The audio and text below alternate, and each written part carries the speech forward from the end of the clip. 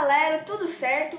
Hoje eu tô aqui com vocês de novo e hoje eu vou falar de um tema, quer dizer, não vou falar de um tema, eu vou continuar uma série que eu farei um pouco, que é da Guerra Fria. O último episódio foi feito há um mês atrás, mais ou menos, e nunca mais fiz.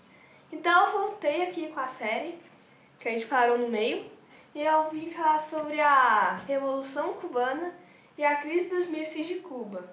Então bora? Então bora lá, antes se esqueça de se inscrever no canal e ativa o sininho e deixa seu like para ajudar o canal. Então, muito obrigada e fora! Então, vamos voltar lá no ano de 1953. O ano que está acontecendo a Guerra Fria, o ano que acabou a Guerra da Coreia. Então, esse ano começou a Revolução Cubana, que esses dois caras aí, o Fidel Castro e o Che Guevara, foram lá e tomaram o poder na Cuba em 1959. E eles eram nacionalistas. Aí, com o passar do tempo, eles começaram a virar amiguinhos da União Soviética, que era bem o rival dos Estados Unidos. E a Cuba fica do ladinho dos Estados Unidos. Se você não sabia, veja o mapa seguir pra você ver onde a Cuba fica. Fica tipo no nariz dos Estados Unidos. Então, os Estados Unidos começaram a ficar preocupados com a Cuba brincando com a União Soviética do seu ladinho, do seu lado. E aí ele começou a chamar exilados da Cuba, que foram exilados da Cuba, né, e foram para os Estados Unidos. E aí eles montaram um exército para invadir a Baía dos Porcos, que fica lá na Cuba. E então, como a Cuba não é boba nem nada, a União Soviética também, foram lá e lutaram contra os soldados dos exilados dos americanos e essa invasão à Baía dos Porcos foi um fracasso, que resultou a vitória da Cuba, da União Soviética. Então, depois, em 1962, em outubro, a União Soviética começou a mandar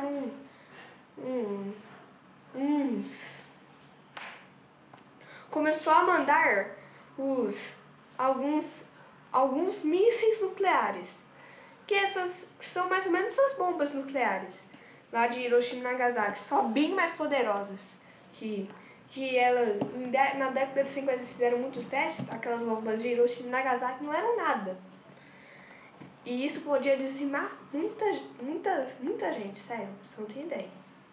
Se já dizimou duas cidades inteiras em duas só bombas lá nos Estados Unidos, imagina Estados Unidos, Japão.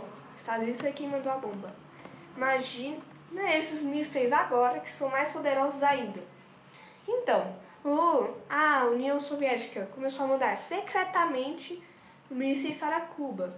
E também os Estados Unidos já tinham mandado 2 mísseis lá para a Itália e para a Turquia. Tinha mísseis lá na Itália e na Turquia. Então, a soviética não gostou nada disso e também como troca, começou a pôr os mísseis lá na Cuba, bem pertinho dos Estados Unidos. E aí eles começaram a mandar meia-noite, porque os Estados Unidos não podiam saber.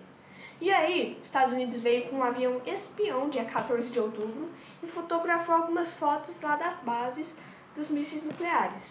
Aí, dia 16 de outubro, eles souberam das bombas nucleares, dos mísseis nucleares, começou essa crise dos mísseis, que foi em 13 dias.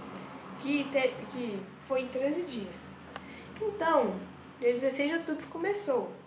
E aí começaram a ter mais incertezas, foram 13 dias de incerteza de se vai ter guerra nuclear ou não, porque os Estados Unidos poderiam declarar guerra a qualquer hora, a União Soviética também. Então eles começaram